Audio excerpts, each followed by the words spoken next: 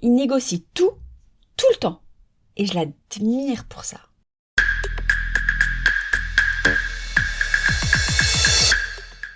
Bienvenue dans Daronnade de comptoir, le podcast participatif des darons et daronnes. Je suis Mounam Kinsi et je me pose plein de questions de parents, car je pense qu'en matière de parentalité, il n'y a pas de doxa, il n'y a que des paradoxes. Si la question du jour vous fait réagir, envoyez-moi un vocal. Vous retrouverez les liens en bio de l'épisode.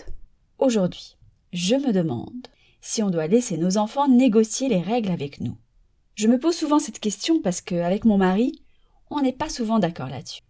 Parce que pour beaucoup de personnes, négocier, ça veut dire céder. Et céder, ça veut dire perdre l'autorité. Ça ouvre une brèche, une jurisprudence dans les règles de la maison. Alors c'est vrai, quand je cède, vous voyez, je le dis moi-même, mon fils s'en souvient très bien et va me le ressortir quand je dirai non à sa négo. La dernière fois, tu m'as dit oui, c'est injuste. Pourquoi maintenant c'est non ? Et pourtant, j'aime bien quand il négocie. Ça m'agace.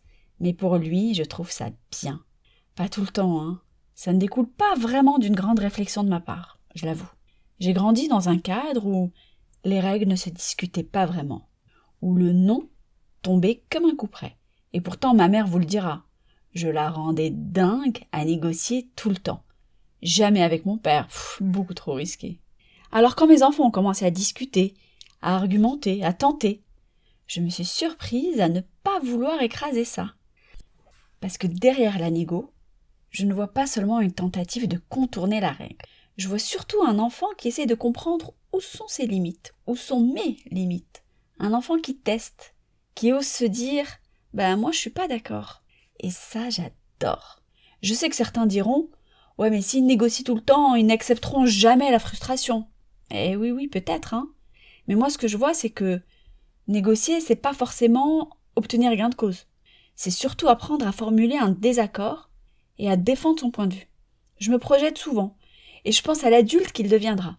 Un adulte qui saura dire « non, ça je veux pas », ou « ça c'est pas ok pour moi », ou même « là, je pose une limite », ce que les gens de notre génération ont appris à faire. Un adulte qui ose négocier un salaire ou un contrat, ou même une relation, plus tard. Et je me dis que cette capacité-là, elle tombe pas du ciel à 25 ans, elle se construit. Alors oui, c'est fatigant. Et parfois, j'ai juste envie de dire « non, et parce que c'est comme ça, point ». Et ça m'arrive souvent de le dire, hein. Non, c'est non. La règle, c'est la règle. Et c'est là que mon fils me sort ses armes nucléaires. Il est capable de me citer toutes les fois où j'ai dit oui, pour appuyer sa demande et appuyer sur mes contradictions. Et puis des fois, je laisse négocier aussi par faiblesse. Juste parce que je suis fatiguée. Et là, je suis d'accord, c'est juste pour avoir la paix. Parce que je n'ai pas la force de résister. Et les autres fois, et c'est souvent le cas, hein, je laisse négocier et je ne cède pas forcément, car je le vois monter son argumentaire. Et quand je dis non quand même, je ne le dis pas dans un mode « je décide parce que je suis l'adulte, je suis super puissante ». C'est plutôt « je décide mais je t'entends ». Et je trouve que finalement ça nourrit un peu la relation. Je sais aussi que tout n'est pas négociable, qu'il y a des règles qui sont là pour protéger, pour sécuriser. Et là je pense que c'est important de pouvoir dire non. Et ce non n'est pas discutable.